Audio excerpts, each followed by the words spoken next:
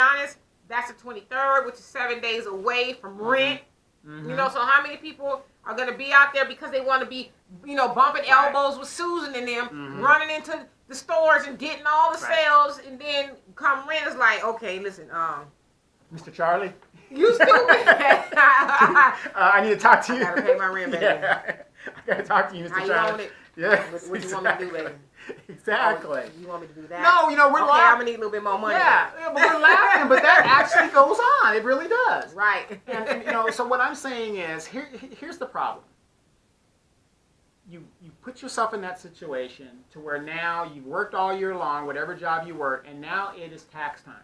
You can't even enjoy your tax money because you're still trying to that's some catch bullshit. I'm up. gonna tell you why. Because most people, they have a plan. Okay, I'm gonna get all these presents now, put it on the card and this, that, and then when my taxes come, I'm gonna pay it off. Mm-hmm. But when the taxes come, it's like, well, I'm gonna put 50 on this card, right, and then 50 on that card, and then we finna go trick off the rest of this money. And that's what I'm saying. We're in a world of perpetual debt. Yeah. When you can stop that. Now, people say, well, you know, what's your answer? What's your thing? On the Demetra K show, if you guys had tuned in, that is on Facebook Sundays at 3 p.m. And she talks back to you guys live. What we said was, somebody asked me, what would you do? And I've never gone into debt for Christmas because, you know, I told my kids how it is. You know, this is what I make. This is what your mama made. And this is what we're going to give you. I'll give you a nice fruitcake, though. Yeah, I mean, chitlin loaf. It brings back a funny story. I was talking to Pastor Don this morning, and we were talking about Christmas like we're talking right now, and gifts and stuff like that. And every time I go home to my mom, out of all the gifts I've ever given her, even up until this very day, there is only one gift I really think my mom really gives a shit about. What's that? The first gift I ever gave her. I was in kindergarten. Remember when you're in kindergarten, they give you a little handprint? Oh, yeah. And one day my mom thought she lost the handprint. It's in the curio cabinet, and it actually fell. Mom was only 5'4", so she didn't see it. Yeah. She's like, well, it's gone. You know, she was freaking out. And I'm like, well, who cares? You know, it was in kindergarten. But to her, that was the first thing I ever made, and I gave her. Was she doing like Martin Payne Mama when her mother died? Yes. Oh my God! You know, she's freaking out. And I mean, she was like getting on me. I need you to look for that thing. I said, well, Mom, did you break it? Did you, whatever? She's like, no, it's here somewhere. Did you take it? That's the thing she's going to say. Somebody took it out of it. Yeah, Mom, I got it. It impresses the ladies. Yeah, I was like, why did I take it? But anyway, it had fallen and shit down. Yeah.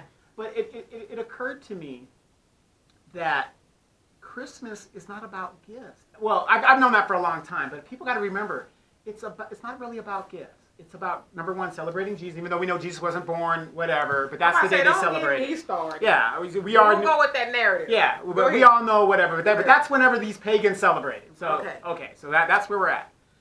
But my point is, it should be more about getting together and being thankful that your family, you're breathing, you're doing all these things. That's what Kwanzaa But let me started. push back, though. Push back. Shouldn't you be doing that anyway?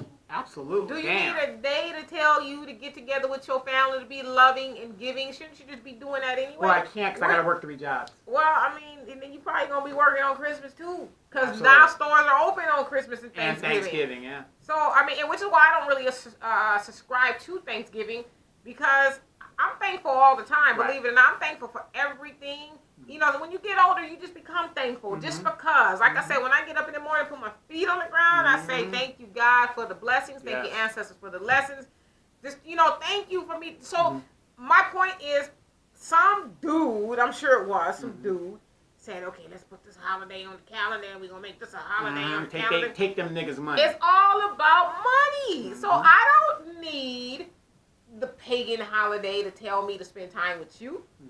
And just like Valentine's, me and Al don't really do Valentine's. I know he loves me, at least I think he does. Well, we know that because we don't see you for a week. Right, and I love him. I don't need one day of the week to tell me, okay, tell your man you love him now. I mean, you should be doing that anyway. Right. You know, when you so 364 days of the year, you just, hey, bitch. Right. Hey, motherfucker. I mean, right. When Valentine's Day comes, I'm gonna wear those matching broad patty sets. Right. Yeah. But that's my pet peeve. That's my pet peeve now. But what I'm saying is, these young family members go into debt and they never catch up. and they never catch up. And they never catch Don't up. do it. Don't do it. So the question is, what is something good that that they should give their kids for Christmas? Well, we mentioned a lot of things, but one thing we did not mention is give your kids, you ready for this? Yes, I'm ready. The truth. Give them the truth. Hell no, you crazy? It's not tangible, I know. No, you give But them it the can truth be in so many and other wake them ways. up and wake them up. Give your kids the truth. Listen, regardless of, don't worry about what's in my bank account, okay? Because my mom used to always say, don't talk your money. So That's right. It ain't about what's in mama's bank account, but I wanted to give you right here is a little bit of the truth. And the truth is, we don't need some man, you know, to tell us to love and to give things to each other. And I damn sure ain't finna let no white man come down my goddamn chimney or allegedly and tell you that that he done gave you some presents that I bought.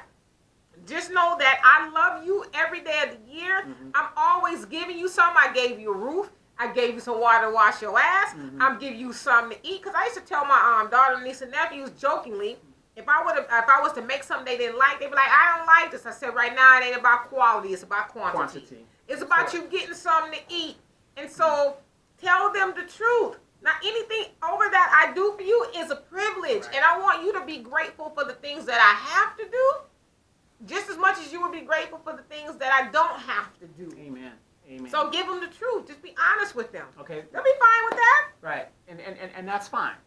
Now, what are some tangible things that you can give that's gonna give the number one, it won't break your bank account, and it'll give them longevity and give them something to think about. So after you give them the truth, which is the ultimate gift that keeps Ultimate on giving, and they'll be able to accept these other gifts, which is what we talked about, a life insurance policy, some stocks, some bonds, just a whole host of things. You can give them maybe a little bit of money to help them start a business.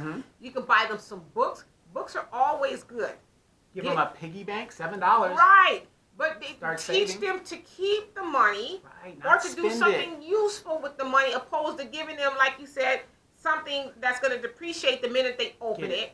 You know, and then they're going to repeat the cycle that you just taught them. Right. You know, trying to keep up, as you said, with the Joneses. I got to have the latest whoop-de-whoop, because when I was coming up, all of me, me and my siblings, we had jobs. I always tell people this. I worked since I was roughly 13, 14.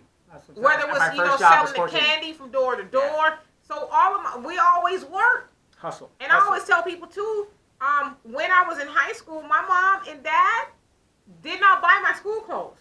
I bought my school clothes because we can tell. No, baby, I was fly and fresh. That's what I'm saying. We can tell. But I was frugal though. Right. You know how many kids in high school with $1,000 in their bank account? Exactly. That was me. Yeah, that wasn't me. That's for damn sure. I mean, because I just saved money and I worked, but my mom never had to buy me those things. I paid for track, choir, because I had the money to do it. And so my mom used to say, well, shit, your money green like mine. Right. Or, like Mama, I want to be in the choir. Well, it's going to cost us How much that going to cost? Yeah, and then your mom be like, well, you got the money, go ahead and do that. But it taught me life lessons. It taught me to, like she would always say, your money is green like mine. And that was saying your money will spend just like mine. But that taught me not to trick off my money. Or, well, mama's got it.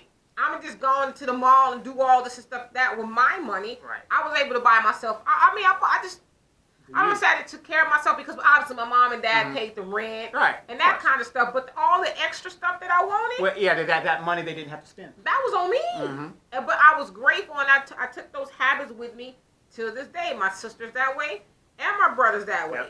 Yep. And my other brother. I mean, we just we know how to appreciate money. Right, and not to trick it off. And so those that are listening, we were giving out a lot of great ideas.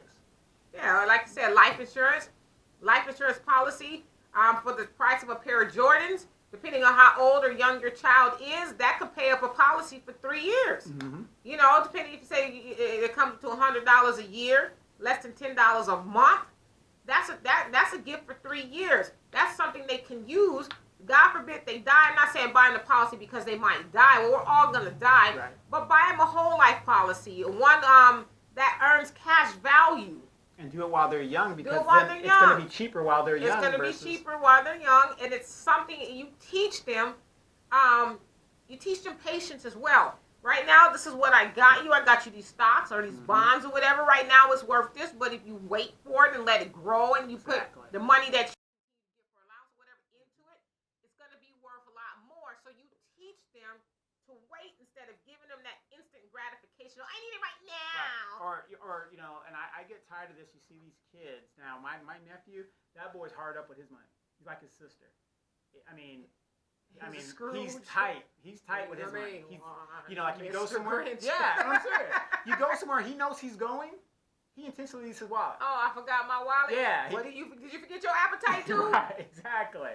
You know, so so teach him the right way. I'm not blaming him, but you know that's a good way to have because he always. You don't want them to be a miser. Miser, right? You know, you want them to be wiser. Right. You know, I get it. I'm not gonna spend all my money, but don't think. I mean, he's a child. Yeah, he's a child right now. So. But it's still never too.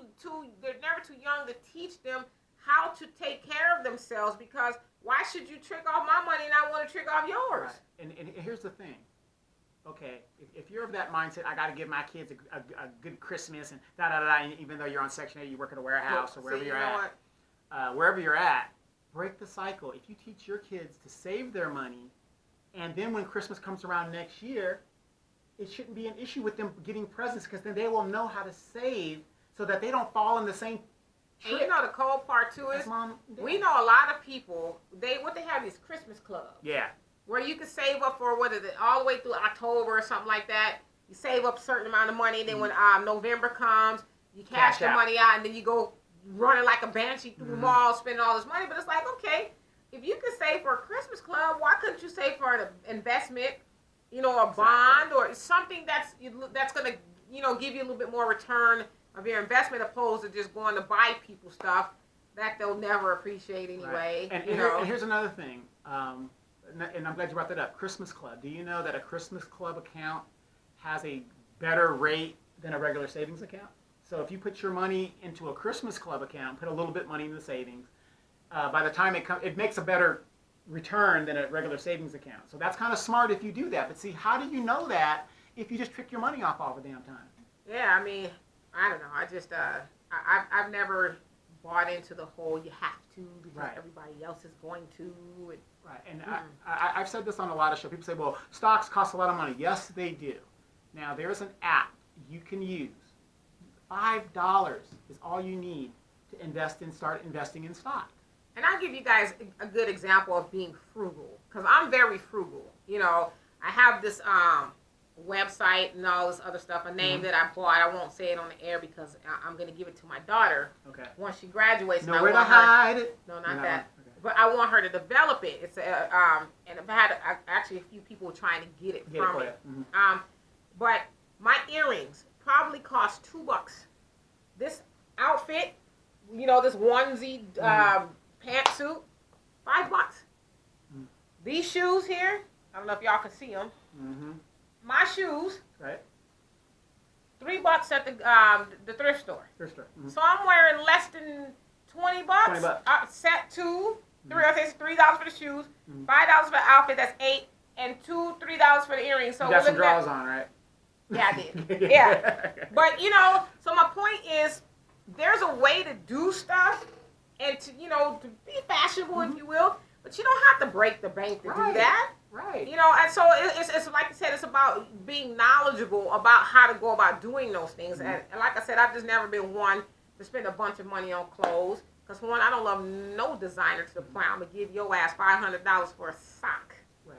And you ain't going to give me nothing in return. That app Stash that I just talked about, I use that to play. So I have this little extra money. So I give Stash $60 a week, $5 in individual different stocks. Okay?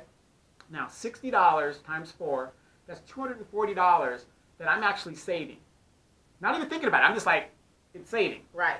If the stock makes money right now, the stock is going down right now, but that's because it's Trump and all that other stuff. But anyway, my point is this. $240 a month, times that by 12. That's almost $5,000. Right. That I don't even see. Now, that's a cup of coffee or whatever the deal is. So, $5,000, I have 2 children, boom. There's a nice big Christmas, and guess what? It's not on a credit card. It's not on my savings account. It's not affecting me because I put that in a different type asset. Plus, not including the dividends I get from investing in the stock. Right. But the point is just get started. Start somewhere. Find somebody you trust and say, hey, I got a little bit of money. I want to start, investing it, growing it, and try to do something for the future. And because my mom taught me that very young. When I was in my 20s, I came into a big settlement from a lawsuit. And my mom came and picked me up and took half. I'm just playing. No, she didn't. I'm just playing. No, she didn't. She did. Black China's mom. Woo! No, We made it. She picked me up and took me to her investment banker and says, this is my daughter. She has this amount of money. We want to invest it. And the investment banker had a nice conversation with me. She says, are you going to touch this money? Right. Do you need this money? I said, no, I took some, Yeah. She says, leave it. Now leave it here. Just leave it. Don't touch it. Just act like it's not even here. That's the lady that ran off with the money, right? No. But the point that I'm making is my mom didn't say, girl, shoot. Let's go. Where we going to eat, girl? Right. Where we going? Your mama needs some new shoes. She didn't do that to me. She picked me up and took me right to her banker and says, this is the deal. This is what she has. Help her put it somewhere that's going to help her grow money. And another thing, too, God rest my mama's soul. Because when I think about her, I think about, I didn't think about it. Yeah, because I didn't think about it then, but now that she's gone, when I first got back in the day, when you have a child, you get your earned income credit and all of that.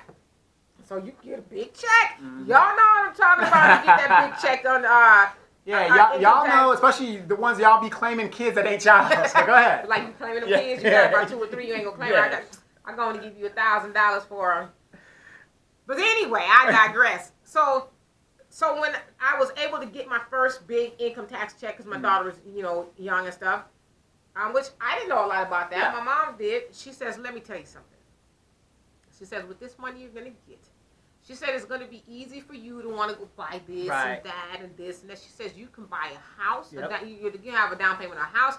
You can invest it. You can start a business. A lot of things you can do. And I'm glad she told me that, because never ever from that point forward did I ever trick. And I'm not saying I'm going to go buy myself something that I didn't buy a year before. But I never just blew the money. As a running joke in our community, you go on the Red Lobster, you go into the beauty supply, you're going to go get you and Ray and Pookie and all the kids going to get some Jordans and iPhones. Big jackets. All that other stuff. And then come March or April, you're back to eating top ramen again. Right. So I never did that because my mom told me, she said, you can change your life with the amount of money you're getting. Now you said that? That's why Al targeted you. You stupid. I get it now. Look, K-Fed, you're on the come up, brother. I ain't mad at you. But why you bullshit? They say that too.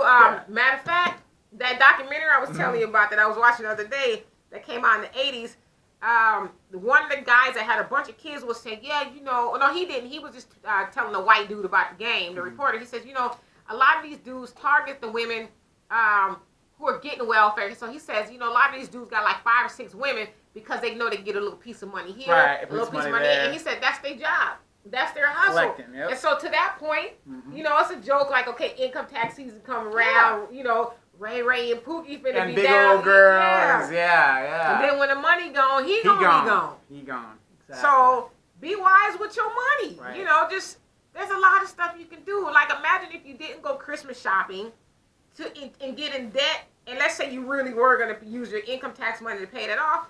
Just don't go Christmas shopping, and you can have more money when your income tax comes. Right. Let me ask you this as a mother.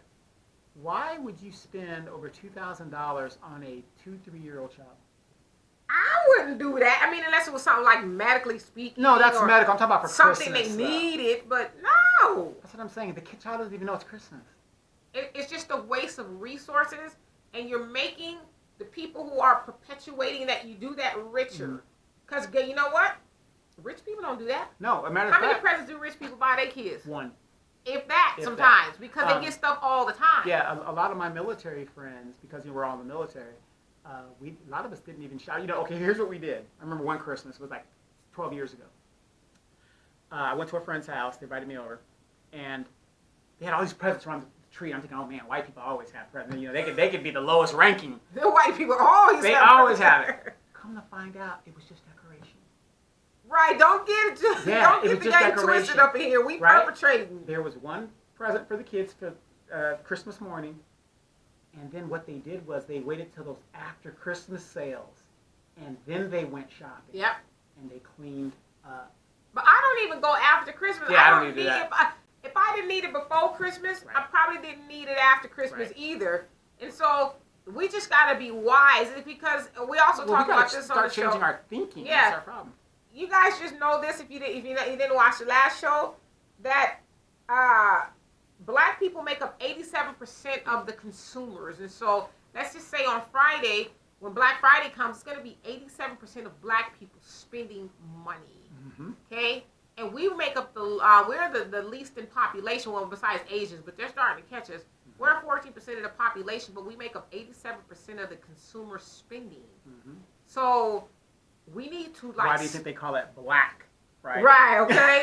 But we just have to be cognizant of those things. You don't need those things. What you need, especially in this time that we're going through, you need money. Cash is king. I always tell my daughter that cash is king. Don't trick off your money. Save your money, because there's nothing like trying to take those brand new shoes to pay your phone bill, or your water bill. You need money. You need to be liquid. Let's say all the credit, because remember back in the day, in 2008, when the financial crisis happened. Yeah. Credit card companies was like, oh yeah, you used to have a $5,000 credit limit. Yeah, they lowered your limit. Mm-hmm. You lowered your limit, and then let's say you... And then your APR goes up. Exactly. And then your credit goes down. Mm-hmm. So exactly. And that's why it's so important, because now they're changing the game in the new year that's coming up. A lot of people have heard about it, but they aren't researching what's going on. So if you've been saving for a new house and you're out there tricking off your money because of this Christmas, I'm not saying don't have a Christmas, but I mean, is it really that important? Well, some people are just unaware. Mm-hmm. If you really ask them, well, why do you need to get out there on Black Friday? Mm-hmm. Or they're more like say, well, I saw the sale in the news in the paper. Yeah, but it only says 3 available. But you didn't know that before you got this paper. Before you got the paper, you didn't need a new.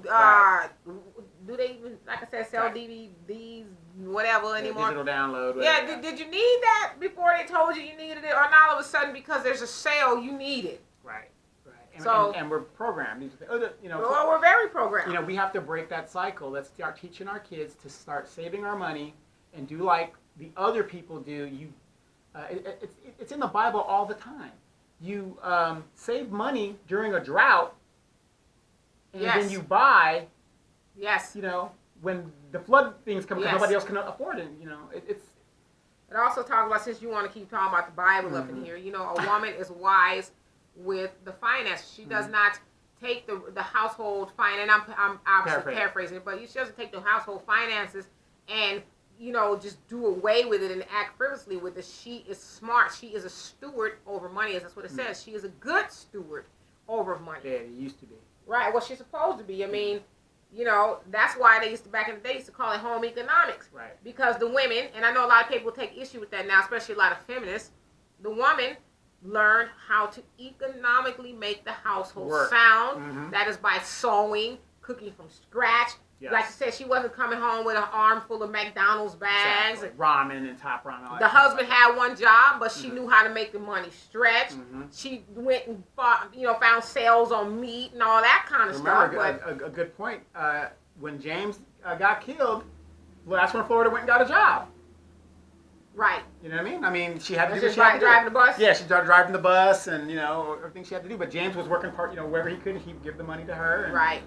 It's just, there's just so many things we can do to, like you said on your show, nobody's going to save black people but black people. We got to save ourselves, and saving ourselves takes place when we become knowledgeable about our situation. That's a trash truck, you guys. But when we become knowledgeable about our situation, that's how you save yourselves, because they say, Al, he hates when I say this because he says people use it all the time, but when you know better, you do better. Right. And that the key word is know. When you know, then you change the course that you've been on. Like that program I was watching the other day when it was talking about the destitute situation in the black community as far as black single moms and the dad's not sticking around. Now this was done in the 80s, and most of those people said that they were in that situation because that's what their mamas did. That's what the grandmas did. And so that in reverse, the grandmama taught the mama taught the girls, and the girls are just having all these kids by these different dudes and not even seeing it. They were just blatant about, I don't see the importance of having a man around. Well, I need a man around. Right. And not to cut you off, but the other dude that was kind of schooling the white reporter, he says, well, it's like this, and it blew my mind. He says, the welfare check is really the backbone of the family.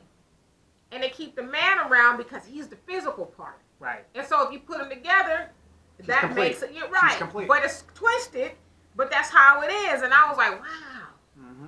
I wonder if people Makes even know sense. that's going on like that. It makes sense. And then, okay, you got these Christmas things. Okay, ladies, if you want to give your kids a good Christmas, that's great. But Ray Ray and Pookie, stop sending money to Ray Ray and Pookie who put themselves in a situation. I'm not saying everybody that goes to jail deserves to be treated that way. Like I said, my mom will not visit me in jail if it's for some bullshit. Okay, she's like, you on your, don't drop the soap, Right, boo. right. But if I went in there for involuntary manslaughter, like Right. an auto accident or something, that's different. But she's not going to do that for bullshit. Do you know there are women out here that are making jail, Jail comfortable? yeah, they're making jail comfortable for their man that's in there. Now, here's the thing, and somebody asked me, they go, I don't understand why he keeps going back in there. Because you keep making it comfortable for him to go back in there. Right. He's If like, he my knows, boo got me. Yeah, if he knows he has no option, ladies, have you ever wondered, like, when it's like the 25th or 24th of the month, that's when he wants to argue with you? You stupid. And then if that's the excuse to leave, and then after the rent is paid, he shows back up. There's a method to our madness as men, especially these feminized men. Have you noticed that pattern? I'm not saying you've experienced, but you know what I'm talking about. You have girlfriends that they always argue. I just noticed I had friends that she'd call me up and be like, "This motherfucker da-da-da-da-da-da." And I said, I'm going to be real brutally honest with you. Now, Demetra, not the Demetra now, but Demetra was once young. yes. And so I dealt with dudes something like that, but I'm going to tell you one thing, because I did have a wise mama. One thing I never did was if I was with a no-good dude, and I had been, I never depended on that no-good dude. I never gave that dude something I needed for me and my child. Right. None of that kind of stuff. You got women that got it backwards. Shit. What the hell? And my motto is, if you go to jail, shit, you on your own, especially if it's for some BS like you said, but that never would give you my resources to take care of my child. So, like you said, you can be living comfortable, up in jail, and hell, you eating better. We ain't ate top ramen in 2 weeks. Right. But you got a whole stack. Yeah, he's got corn chips, all the good shit, stuff. you gonna eat what they giving you 3 times a day. People say, you don't know what you're talking about. Ask yourself that. The money that you use, if you don't want to make this man a man, as long as you keep enabling him, he's going to run away from his responsibilities, and he wants you to set him up. And then another thing, too, like I said, I watched the program. Me and my daughter actually watched it. Because a lot of these dudes were just very blatant.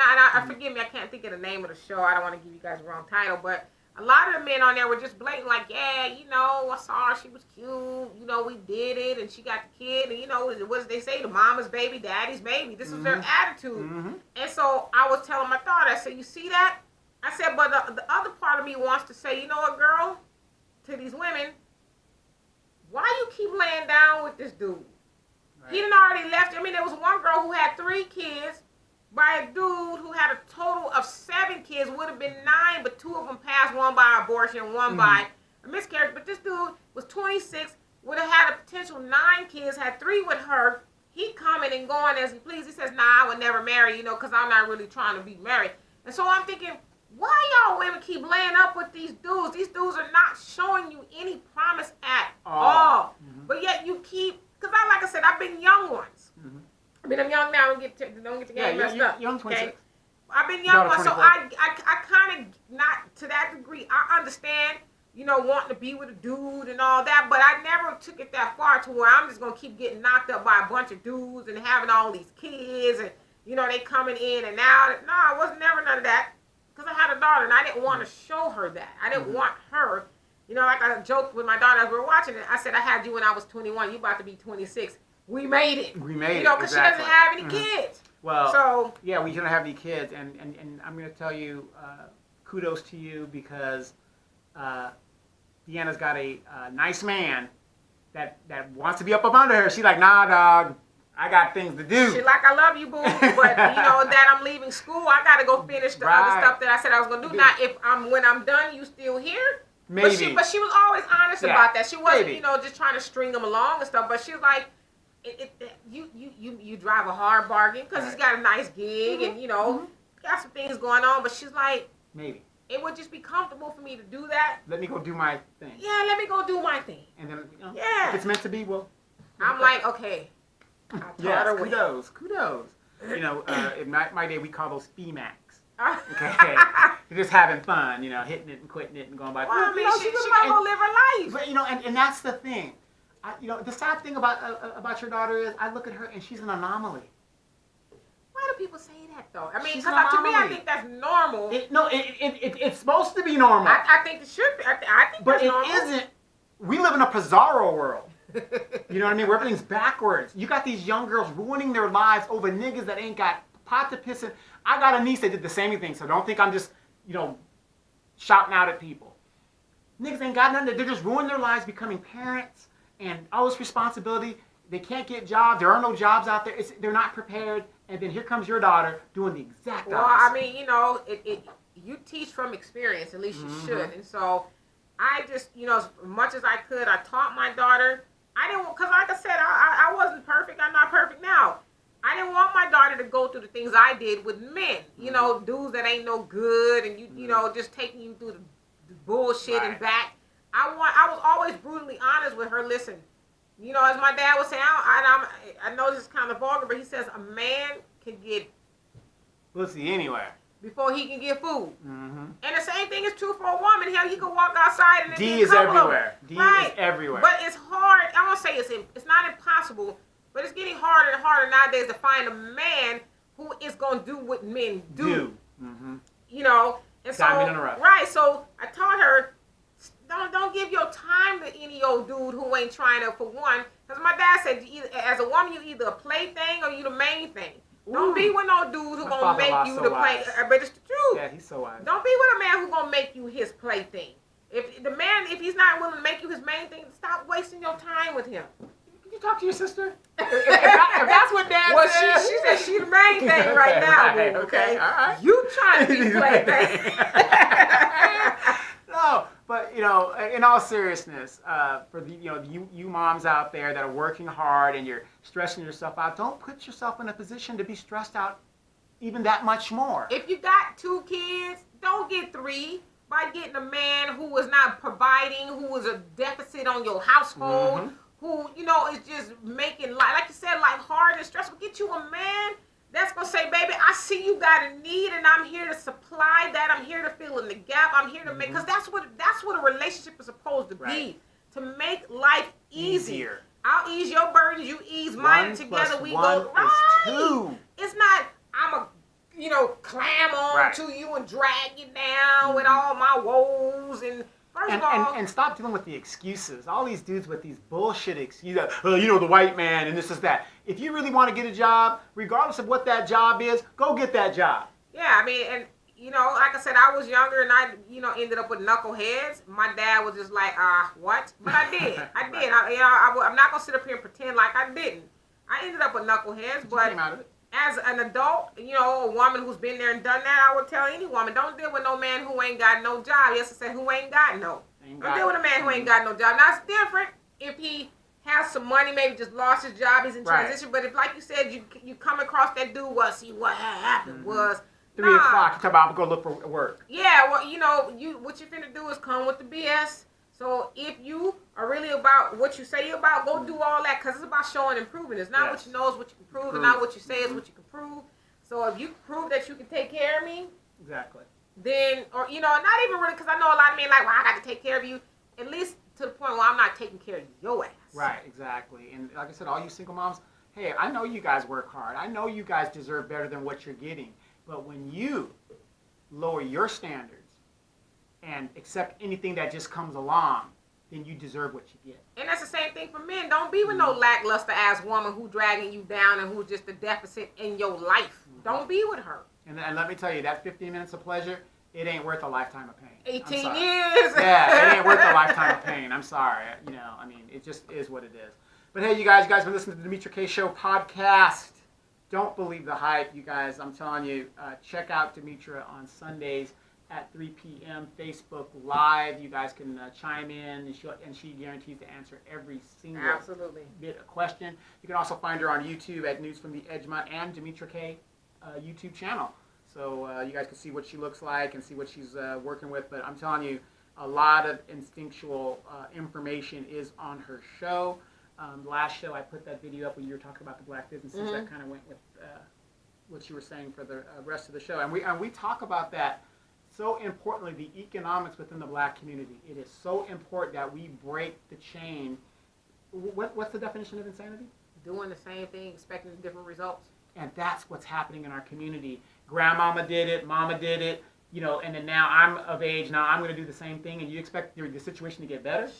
Not me. It's just not going to happen. So you guys, Thanksgiving's coming up. You guys enjoy Thanksgiving. All that fried turkey. I suggest not doing it, but if you're going to do it, do it well. And Black Friday is Friday, and they call it Black Friday because they're going to get your black ass dollars. That's it. 87% of that 87% is black. It's black people. So just think about that when you guys are out there catching a case.